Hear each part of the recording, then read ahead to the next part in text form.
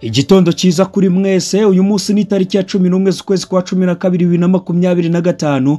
Uyu munsi mu kiganiro soma dusome Bibiliya turaza gusoma igitabo cy'Itangiriro igice cya 42 kigizwe n'imirongo 38. Bene se wa Yosefu baza muri Egiputa guhaha. Murongo wa mbere, Yakobo yumva yuko ubuhashyi buri muri Egiputa, abaza abana bati niki gituma murebana. Murongo wa kabiri kandi ati numvise yuko hari ubuhashyi muri Egiputa, nimumanuke mujyeho muduhahireyo tubeho tudapfa. Murongo wa gatatu, bene se wa Yosefu 10 baramanuka bajya guhaha imyaka y'impeke muri Egiputa. Murongo wa kane, ariko Benyamini mwene nyina wa Yosefu Yakobo mutumana na bene se kuko yibwiraga ati ahari yagiriye ibyago. Murongo wa gatanu, abana ba Isirayeli bajya guhahana n'abandi kuko inzara yateye mu gihugu cy'Ikanani. Murongo wa gatandatu, kandi Yosefu niwe wari umutware w'igihugu cya Egiputa, niwe wahahishaga abo muri icyo gihugu bose. Bene se wa Yosefu baraza bamwikubita imbere bubamye. Murongo wa karindwi, Yosefu abona bene se arabamenya, arabirengagiza ababwira nabi, arababaza ati murava he? Baramusubiza bati turava mu gihugu cy'Ikanani tuje guhaha. Murongo wa munani, Yosefu amenya bene se ariko bo ntibamumenya. Murongo wa 9, Yosefu yibuka za nzozi yabaroteye, arababwira ati muri abatasi muje gutata aho igihugu gifite amaboko make. 10 baramusubiza bati siko biri databuja, ahubwo abagaragu bawe tuzanywe no guhaha. 11 twese tuvindimwe turabanyakuri, abagaragu bawe ntituri abatasi. 12 arababwira ati siko biri ahubwo gutataho igihugu gifite amaboko make niko kubazanye. 13 baramusubiza bati abagaragu bawe turabavandimwe turi 12 turabana bumwe wo mu gihugu cy'Ikanani, umuhererezi yasigaranye na data undi ntakiriho.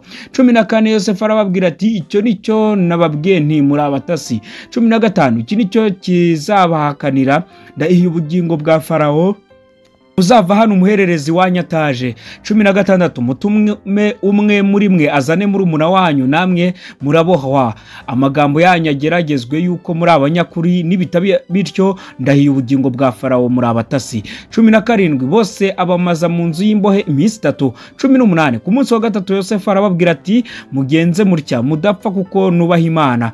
19 niba muri abanyakuru umwe muri mwe abavandimwe asigara abohewe mu nzu yanyu y'imbohe, abandi gende mujyane imyaka y'impeke yo kubamara inzara mu ngo zanyu. 20 maze munzanire umuhererezi wanyu, niho amagambo yanyu azamenyekana ko ari ay'ukuri bigatuma mudapfa. Bagenza batyo. 21 baravugana bati nukuri turiho urubanza rw'ibyo twagiriye mwene data, kuko twabonye uko umutima we wari wabaye ubwo yatwingingaga natwe ntitumwumvire, nibyo biduteye aya makuba.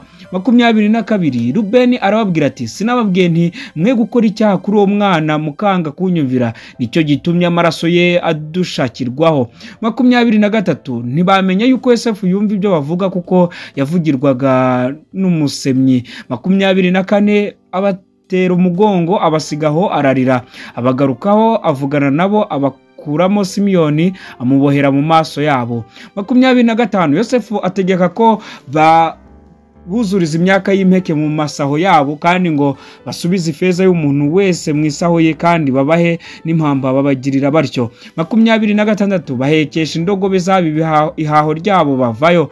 27 aho baraye umwe muri bo ahambuye isaho ye ngo agaburire indogobe ye, abona ifeza ye asanga iri mu munwa w'isaho. 28 abwira bene se ati ifeza yanjye irangarukiye, dore iri mu isaho yanjye. Bakuka imitima barebana bahinda imishyitsi bati ibi ni ibiki iby'Imana itugiriye.